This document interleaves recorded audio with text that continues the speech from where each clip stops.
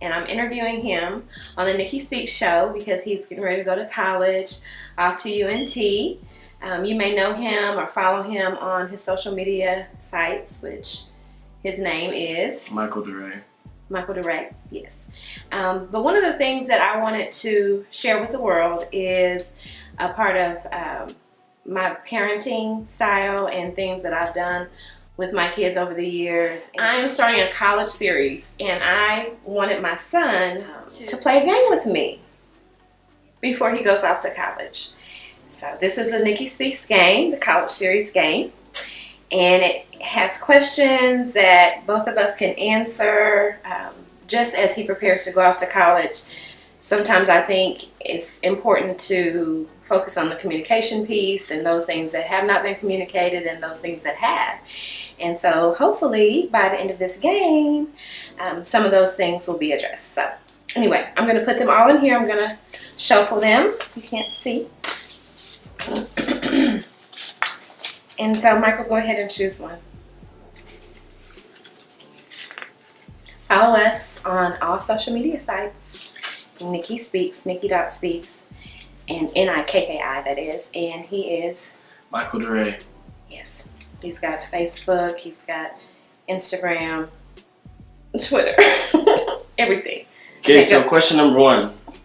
If you had all the... You're not supposed to be looking at it. Okay, sorry. Question number one. If you had all the money in the world, what would you buy me? Wow, that's a hard question. So, if I had all the money in the world, I would buy you a house in California because I know you like to visit there, and it would be fully laid out like how you want it, like all artsy and, you know, all the latest and greatest furniture and all of that. Thanks. You're welcome. Your turn. My turn. Okay. Relationships. What is the one piece of advice you remember me saying about relationships over the years?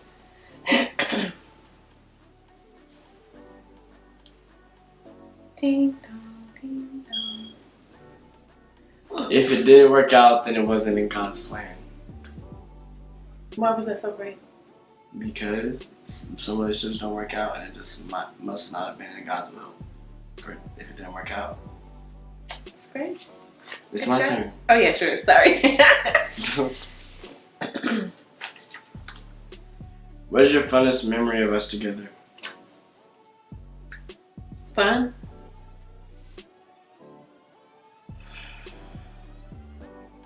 Probably this last trip to California. When we went, it was your senior trip with your friends, and it felt kind of cool. Oh my gosh. You let me hang out with you. You let me go. I went to a club. Like, I went to an 18-year-old club. I'm sure I was the oldest thing there besides whoever, but the security guards. But I went and was able to just be there and see you in your element, even though you kind of hid from me at one point. But so I thought that was pretty neat, and that was fun. That our relationship was so cool to the point where you would want to have your mom go to the club with you. Like, that's pretty cool. Thank you. Your turn. Okay. What's your dream job?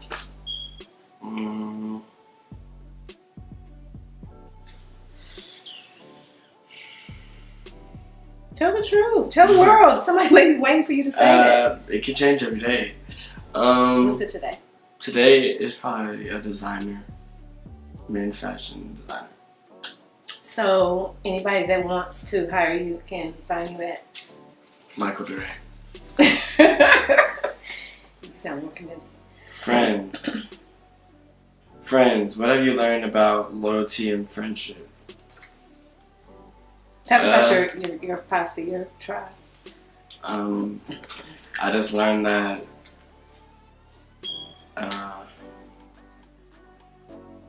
your friends are going to reveal to you who they are when you're in a time of trouble. So if you're going through something, whoever's there for you are your longtime friends and their loyalty. That's one thing that I'm so glad that you got, because it's really important. It's huge.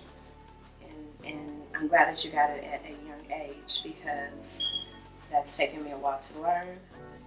And sometimes it's painful in the process trying to figure that out. But yeah, those that are going to be there are going to be there. That's so true. Okay, college expectations. So I want you to tell me some expectations you have for me as far as supporting you in college, and then I'll tell you some expectations I have of you. Just give I me expect two. you to, one, check up on me. How often? Once or twice a week, just see if I'm okay. Okay. And then Probably every hour, but okay. and two, come up and visit, I guess, every now and Every day. Okay, my expectations would be, number one, that you are honest with whatever's going on. So if it's you're not doing well in school, you hate school, you fell in love, you are mad at anybody, so I can come beat them up, no saying. But that you're honest so that I can have a pulse on how you're doing and what I can do to help you, or who I can send to help you. Because there may be times where you don't want to talk to me or talk to your dad about whatever's going on, but I can send somebody,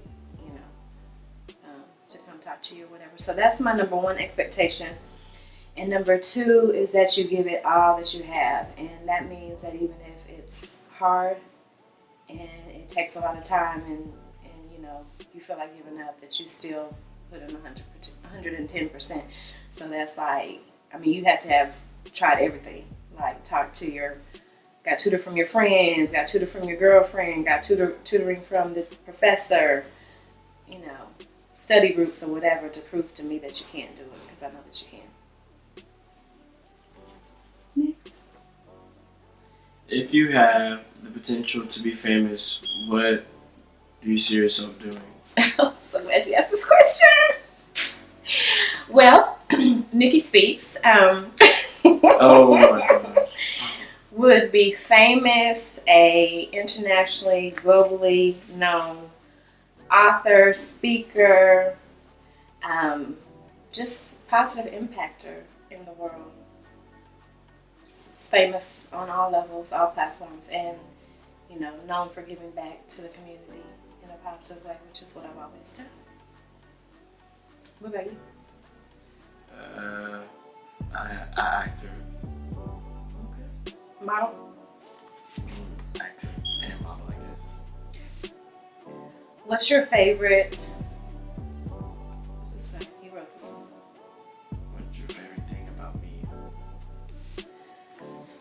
My favorite thing about you is your silent humor is the best way to describe it. So, just like this, like you're cracking up inside.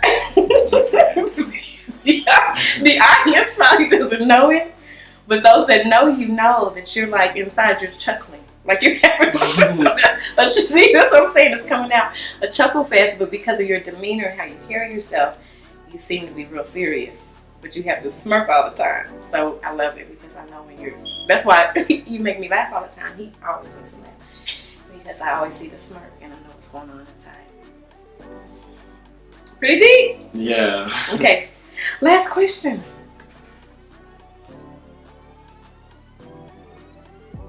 Where's greatest thing?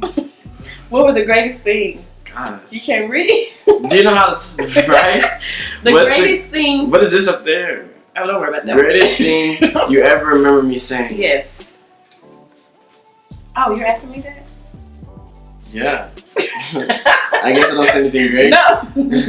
No. I want you to answer too. But the greatest thing. This is gonna make me cry. Let me not cry. Okay. So I was. Do you remember when I was trying to become a counselor at Timberview High School in Mansfield? And I remember I was at Debbie Jones at the time, and I had this vision. Like I was like, okay, I'm gonna follow my students to high school.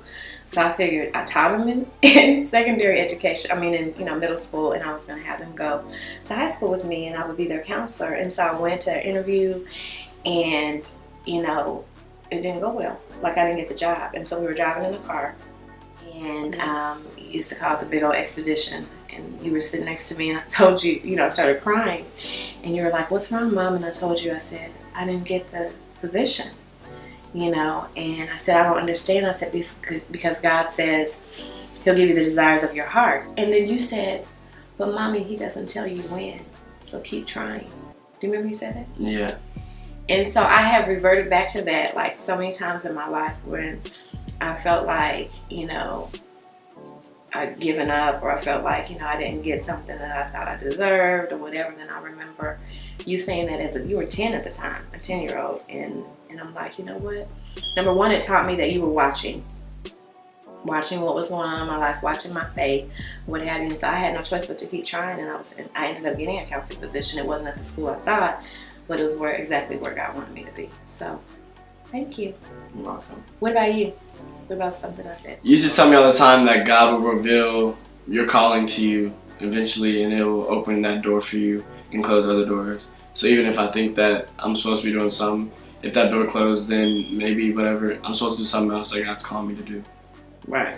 Maybe it's not my calling. It takes the stress out of it. So you don't have, even as you go to college, that's what I want you to know, is that, you know, of course you have parents that decided to pursue their education and, you know, and get degree, but I mean, who's to say what the future holds for you? So that's our goal, is for you to be college educated, because I think that's a good platform and a good base. But, you know, also I want you to make sure that you're in the field, the exact field that you want to be in, to pursue your passions, so you can be happy. Because at the end of the day, you know, you have to go to sleep at night and get up and pursue your dreams. So are here for me to tell you what that is.